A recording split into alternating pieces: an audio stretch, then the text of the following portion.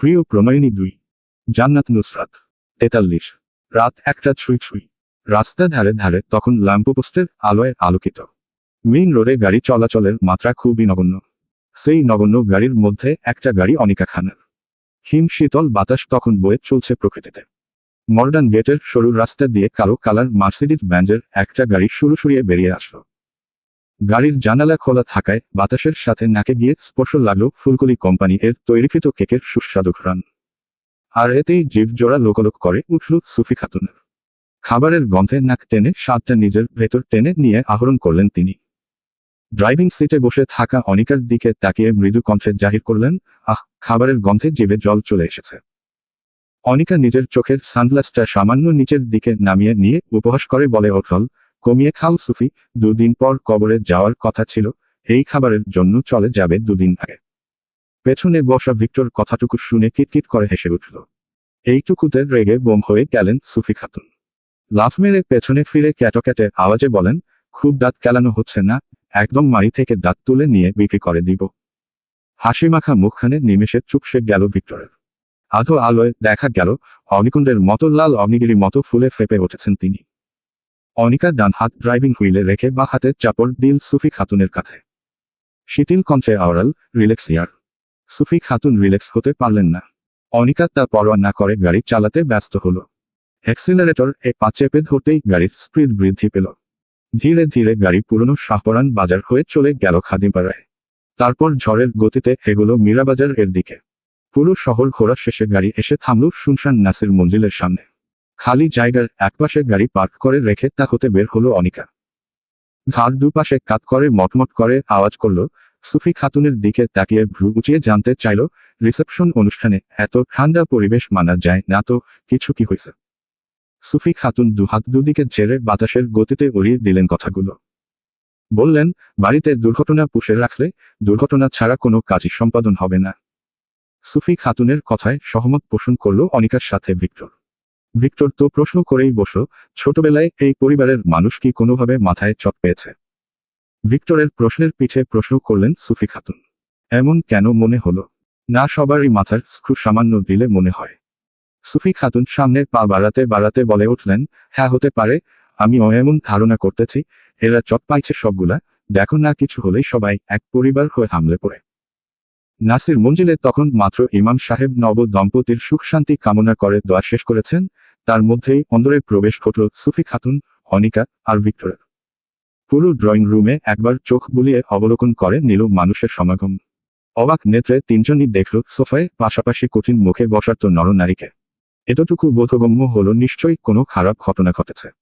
নিজেদের বিস্ময়ে পরিপূর্ণ চোখ মুখ স্বাভাবিক করে নিতে সময় লাগলো না কারোরই। নিরুদ্বেগ কণ্ঠে জানতে চাইল অনিকা, কি হয়েছে? অনিকার করা প্রশ্নে ড্রয়িং রুমে উপস্থিত সকলেই ঘাড় ঘুরিয়ে তাকালো তার দিকে। মুন্নি আগ বাড়িয়ে গিয়ে সবকিছু বিস্তারিত জানালো তাদের। স্টোররুমের ছিটকিনি লাগানোর কথা শুনতেই সুফি খাতুনের টনক নড়ল।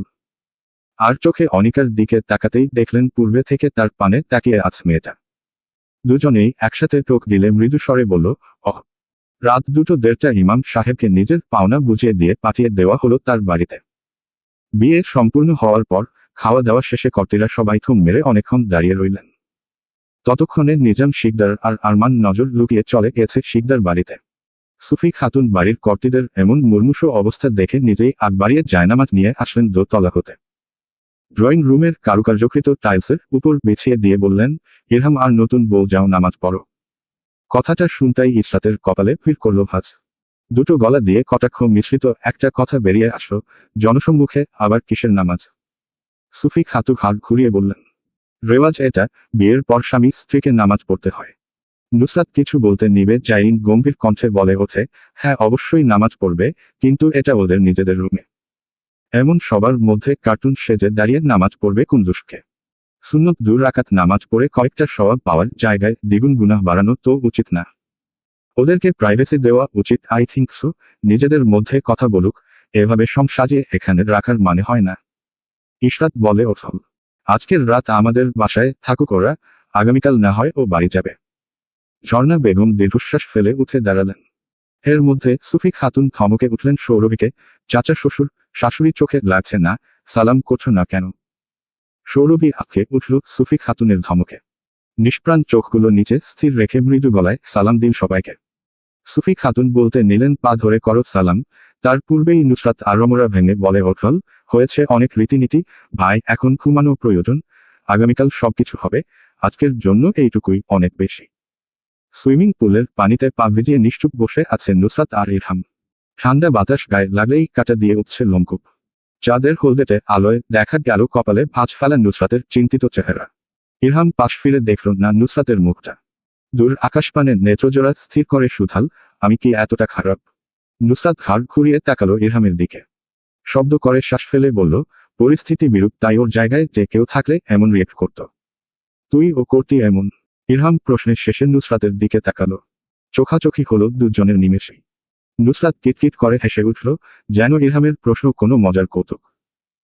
সামনে বসা ছেলেটা নিশ্চুপ দেখল হাসিটা, তারপর অতিকাঙ্ক্ষিত তার জানা উত্তর আসলো, আমার সাথে এমন কিছু হলে প্রথমে মহিলাগুলো চুলের মুঠি ধরে পিটাতাম, তারপর তুই যদি আমার আসামি হতি তোকে মেরে তোর মুখের মানচিত্র বদলে ফেলতাম।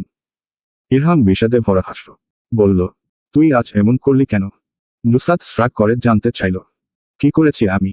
ভ্রু কুঞ্চিত করে প্রশ্ন ছুড়ে দিল ইরহাম। তুই জানিস না? না। তুই চাইলেই তো আজ ওর পক্ষে ট্রাই দিতে পারতিস, আমাদের সত্যটুকু তুলে ধরতি সবার সামনে, কিন্তু তুই তা করিসনি। আমার হয়ে সৌরভীকে সমাজের নোংরামিতার কথা বলেছিস যাতে এই বিয়েতে রাজি হয়ে যায়। যেখানে তুই সমাজ মানিস না, কোনো সামাজিকতা রক্ষা করিস না, কোনো বিষয়ের মতেও পরোয়া করিস না, সেখানে আজ তুই আমার হয়ে কথা বলেছিস। আমার হয়ে? কারণ কি ক্যাটফিশ? নুসরাত দুহাত উপরে তুলে অলস ভঙ্গিতে আড়মোড়া ভাঙল। নিরুদ্বেগ কণ্ঠে বলল, আমি নিজের মর্জির মালিক, আমার মন চেয়েছে তাই বলেছি, তোকে আমি তার এক্সপ্লেনেশন কেন দিব? তাছাড়া এই সাওয়ার জাতের ক্যাটফিশ নামে ডাকবি না, আমার বমি আসে। ইরহাম আকাশ পানে আবারও তাকালো। নুসরাতের কথা না শোনার ভঙ্গি করে মৃদু কণ্ঠে বলে ওঠল, তাহলে আমার প্রশ্নের উত্তরটা আমি দিই। নুসরাত নির্বিকার চিত্তে বলে ওঠে, দেয়।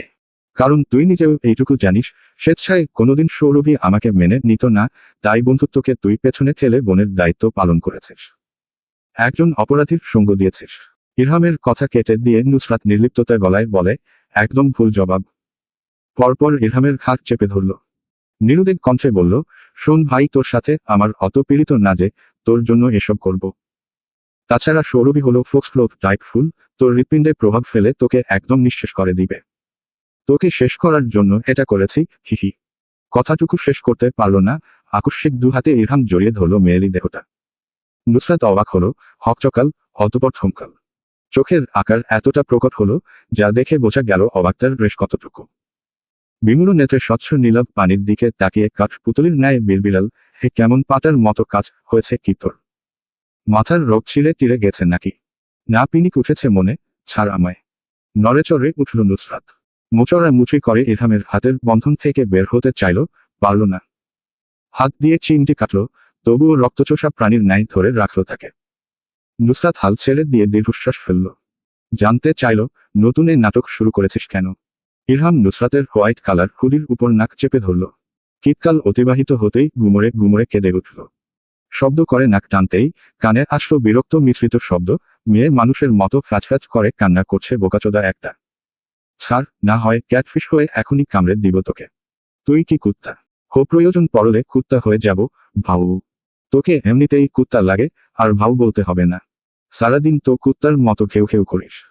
আকাইমার বাচ্চা, তোকে অভিশাপ দিলাম, তুই সারা জীবন বউয়ের লাথি খাবি, তোর বাচ্চা এক একটা হবে আমার মতো ভোলাভালা নিষ্পাপ।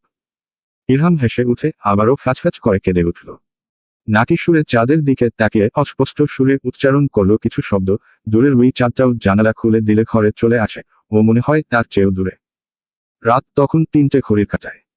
ড্রয়িং রুমের দেয়াল ঘড়িটা টিক টিক করে চলছে, ঘন্টার কাঁটায় যেতেই অ্যালার্মের মতো বেজে ওঠে, জানান দিচ্ছে সময়ের।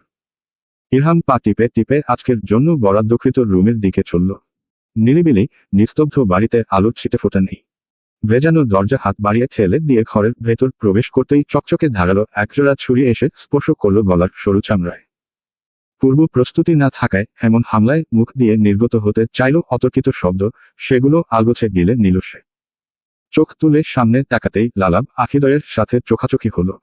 টিকটিক করে সেকেন্ডের কাটা মিনিটে গড়াল, তবুও কেউ কারোর দিক থেকে চোখ সরান না। খোলা জানালা বেয়ে বাতাস এসে সৌরভীকে স্পর্শ করতেই পিঠ বেয়ে ঝরে থাকা রেশমি সুতোর মতো চুলগুলো উড়ল হাওয়ার তালে।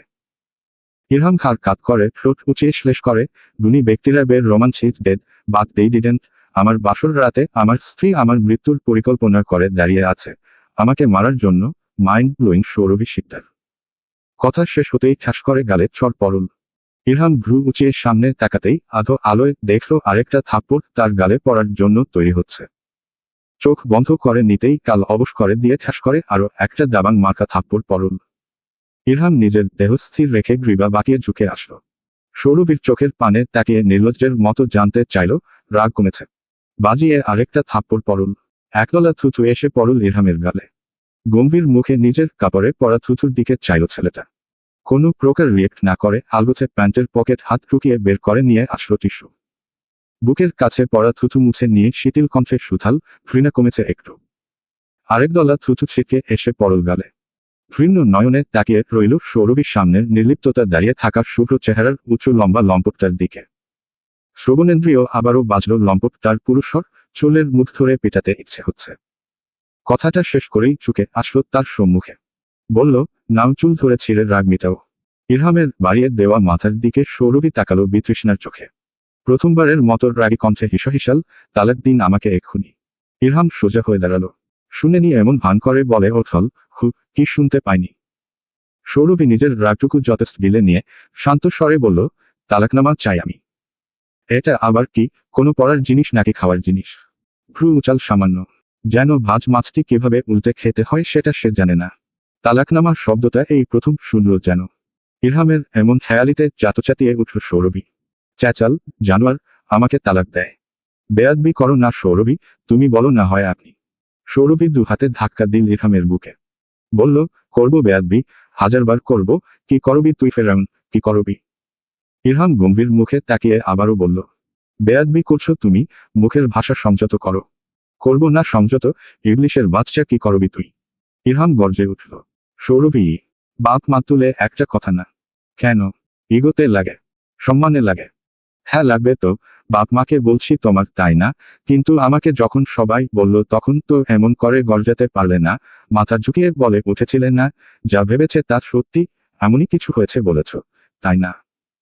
তুই জানিস, তুই একটা ইবলিশ, একটা লম্পট, একটা লুচ্চা, একটা ফেরাউন, শুয়োর কাপুরুষ।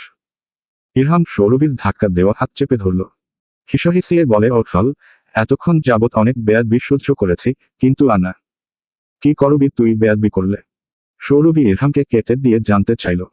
ইরহাম এক হাতে সৌরভীর হাত পিঠে চেপে ধরে বলে ওঠল, বলে দেখো শুধু। এই যে আমি গলা ফেলে বলবো তুই একটা বদমাশ, একটা লুচ্চার বাচ্চা, একটা ফেরাউনের বাচ্চা, একটা ইবলিশের বাচ্চা। কথা শেষ করার আগেই সৌরভীর গালে ঠাস করে একটা থাপ্পড় পড়ল। সৌরভীর ফাঁক হয়ে থাকা ঠোঁটজোড়া অমনি রইল।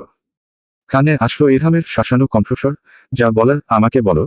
আমার বাপ মাকে টানবে না সৌরভী, তোমার বেয়াদবি সহ্য করছি, আমাকে এতক্ষণ বলছিলে বলে, কিন্তু এখন আমার মা বাবাকে টানছো এখানে। আবার যদি এমন ভুল করো তাহলে এই থাপ্পড় দ্বিতীয়বার তোমার গালে পড়তে 2 সেকেন্ড দেরি হবে না। Got it? বজ্র কণ্ঠে চেঁচাল সে।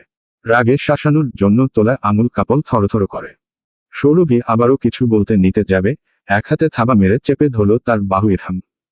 সৌরভী নিজের বাহু হতে পুরুষালী হাত টেনে হিচড়ে ছাড়াতে নিল, পারল না। তাই নিজের রাগ জাহির করতে চেঁচাল, আমাকে ছাড় শয়তান, লম্পট কোথাকার, হাত ছাড় আমার। গাল স্পর্শ করবি না আমার, না হলে খুন করে ফেলব। সৌরভীর চেঁচানো কানেই তুলল না ইরহাম। টেনে নিয়ে ছুঁড়ে ফেলল বিছানায়। সৌরভী বিছানা থেকে উঠে বসতেই এক হাঁটুতে ভর দিয়ে উবু হয়ে বসল ইরহাম। এক হাতে মেয়েলি হাত জোড়া মুষ্টিতে চেপে ধরে শক্ত দড়ির সাথে বেঁধে ফেলল। সৌরভী পা দিয়ে লাথি মারতে নিবে, তার পা দুখানাও বেঁধে ফেলল ইরহাম। সৌরভীর রাগী কণ্ঠে চিৎকার দিল, জানোয়ারের বাচ্চা, হাত বেঁধেছিস কেন? কাপুরুষ, আমার হাত খোল, তোকে আজ আমি খুন করব লম্পট। তোর ধ্বংস হবে ফেরাউন, আমি তোকে অভিশাপ দিলাম, জাহান্নামে যাবি তুই, জাহান্নামে যাবি, আল্লাহ তোকে এই না ইনসাফের শাস্তি দিবে। তুই শিগগিরই মরবি, তুই মরবি, তুই মরে যা, তুই মর, থুহ। ইরহাম নির্বিকার চোখ মুখ নিয়ে বিছানা থেকে নামল। পুরো রুম তন্ন তন্ন করে কিছু খুঁজল। নাইটস্ট্যান্ডের উপর রাখা কস্টেপের দিকে চোখ যেতেই তা হাতে তুলে নিল। এত অভিশাপ কানে গেল কি না তা বোঝা গেল না।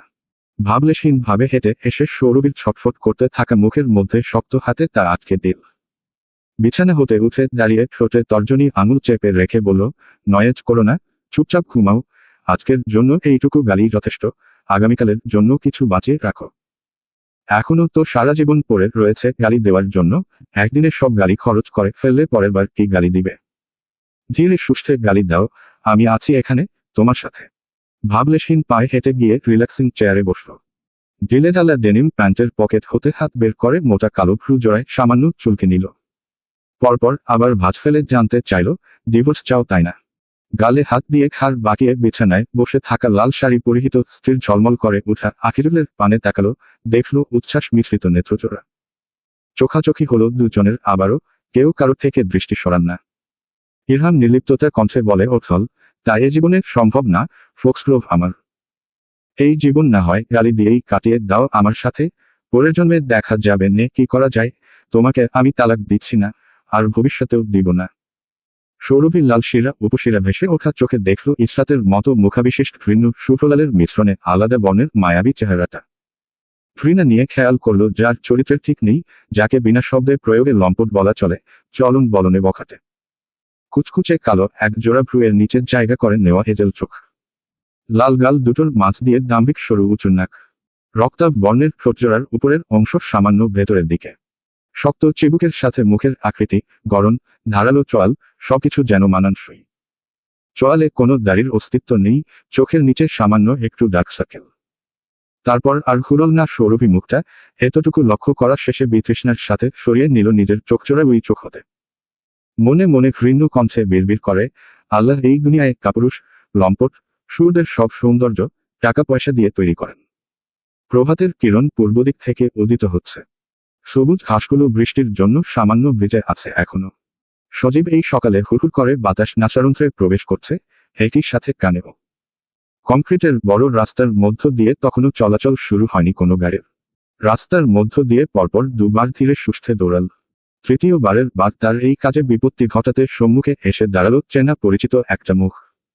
পরিচিত একটা স্বর ভেসে আসলো কানে, ভাবিয়াম্মা।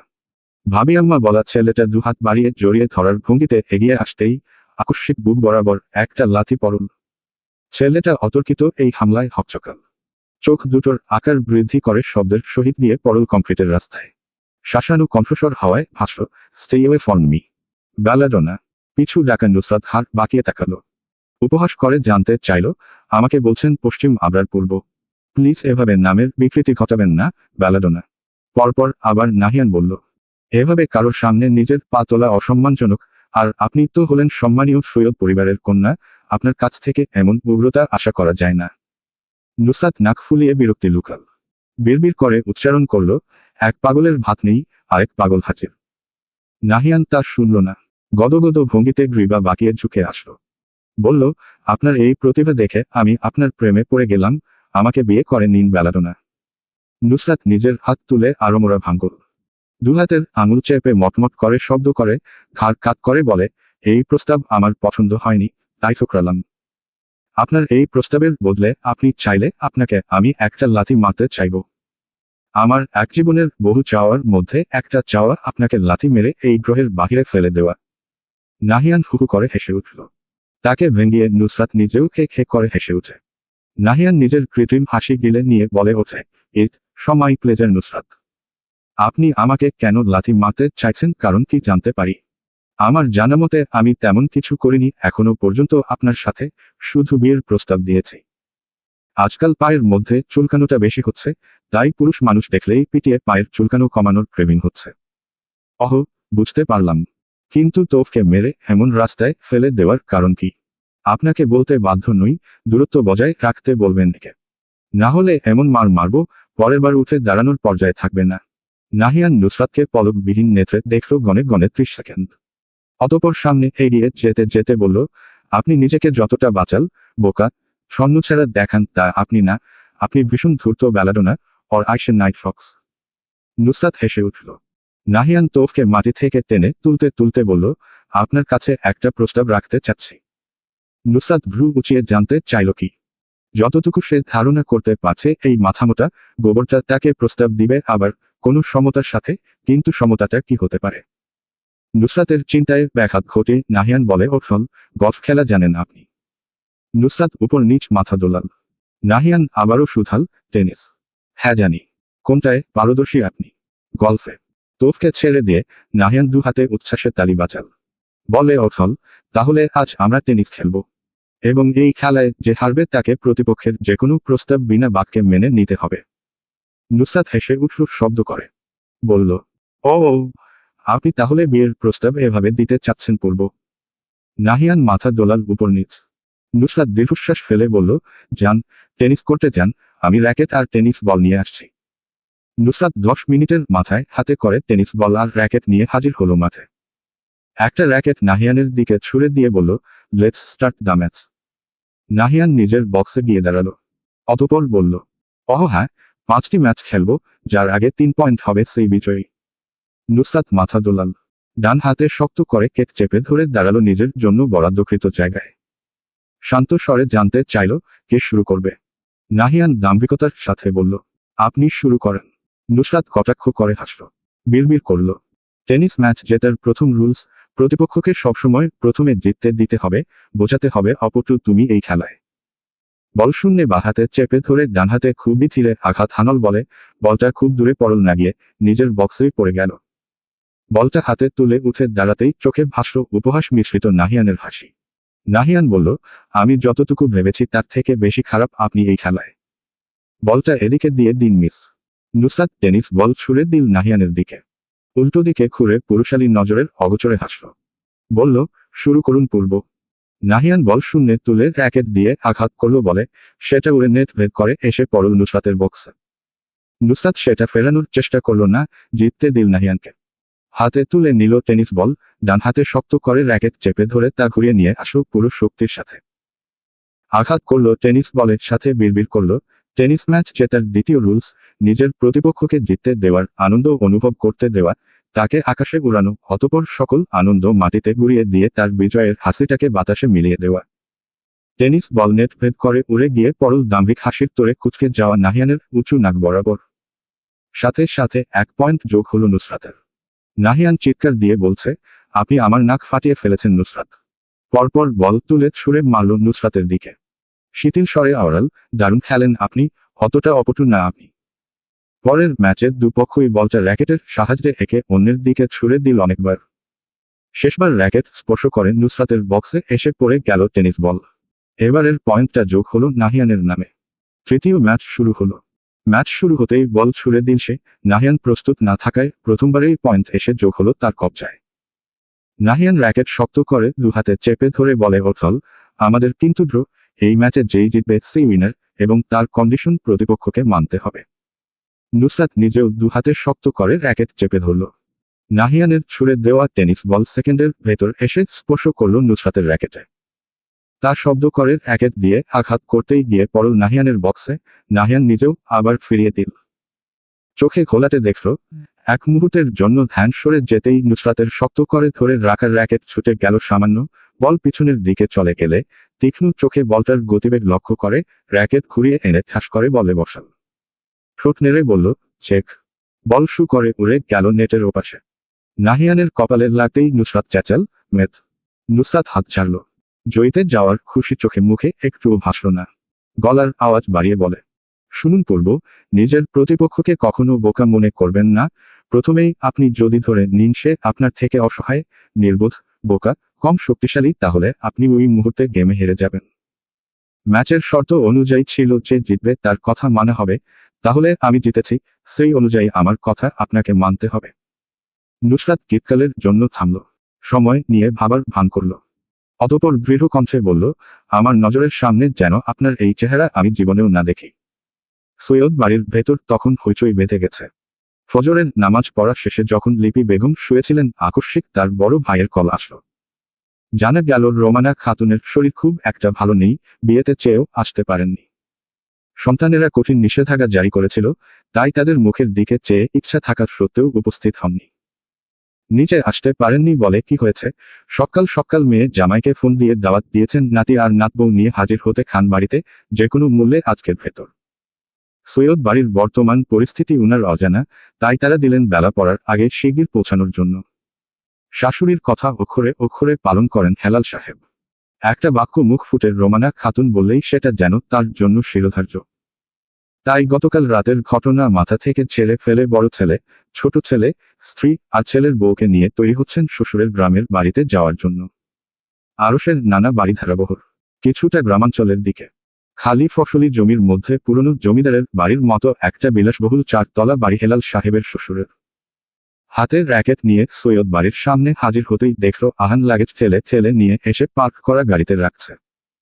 নুসরাত অদেখা করে চলে গেল দুপা, পরমুহূর্তে আবার ফিরে এসে ঠা করে খুলে রাখা গেটের সম্মুখে দাঁড়ালো। গলা উঁচিয়ে ডাকল আহানের নাম। জানতে চাইল, কোথায় যাচ্ছিস তুই? আহান গাড়িতে লাগেজ রেখে হাত ছাড়ল। বলল, আমি যাচ্ছি না, বড় ভাইয়া নানু বাড়ি যাচ্ছে তার। নুসরাত ঠোঁট উঁচিয়ে বাঁকা হাসল। বলল, প্রিয় অনিকা আপু যাচ্ছেন? না, গতকাল উনাদের বাসায় চলে গেছে উনি। নুসরাত দুহাত তুলে দোয়া করল। তারপর আমিন বলে দোয়া শেষ করে বলল, আপদ বিদায় হয়েছে, যাক আল্লাহ বাঁচাইছে। আহান দৌড়ে নুসরাতের সান্নিধ্যে এসে জানতে চাইল, তুমি গতকাল রাতে কান্না করছো নাকি? নুসরাত ঠোঁট উঁচিয়ে মুখভঙ্গি বিচ্ছিরি করে বলল, কি আমি? আহান খাটাল না নুসরাতের মুখের রিয়েকশন দেখে আর। তার মধ্যে হেলাল সাহেব আসলেন। নুসরাতকে দাঁড়ানো দেখেই মুখ মোচড় মারলেন, তা অগোচর হলো না তার। সে পানিতেল বাঁধা চুল বাতাসে উড়িয়ে দিয়ে বলল, এমন মুখ মোচড় মারতে মারতে দেখবেন একদিন মুখই তোত্তারা হয়ে গেছে। তুই আমাকে বলছিস? না, গাছে বসা কাককে বলছি। হেলাল সাহেব কাঠখোট্টা স্বরে বলেন। বেয়াদব। নুসরাত নির্লিপ্ততা মুখে তাকিয়ে হাসে। বলে, ধন্যবাদ। হেলাল সাহেব নাক দিয়ে গরম শ্বাস ফেললেন। জিজ্ঞেস করলেন, ওইটার খবর কি? নুসরাত বুঝো কার কথা জিজ্ঞেস করছেন। তারপরও বলল, কোনোটার। তোর ভাইয়ের। আলসি গলায় বলল, নিজ দায়িত্বে জেনে নিন, আমি বলতে পারবো না। কথা শেষে নিজেদের বাগানের দিকে তাকালো। দেখল কমলা গাছের কয়েকটা ডাল শুকিয়ে গেছে। আহানকে উদ্দেশ্য করে বলল, যা কাঁচি নিয়ে আয়, গাছগুলো কাটব। হেলাল সাহেব প্যান্টের পকেট হাত ঢুকিয়ে আরাম করে দাঁড়ালেন। নুসরাতকে অদেখা করে ভাবাবেহীন কণ্ঠে বললেন, কাঁচির কি দরকার, তোর জবান দিয়েই কেটে ফেল সবকিছু। নুসরাত দুভ্রু তুলে হু হু করে হেসে উঠল। বলল, আপনারটা বের করুন, আমার থেকে দ্বিগুণ ধারালো।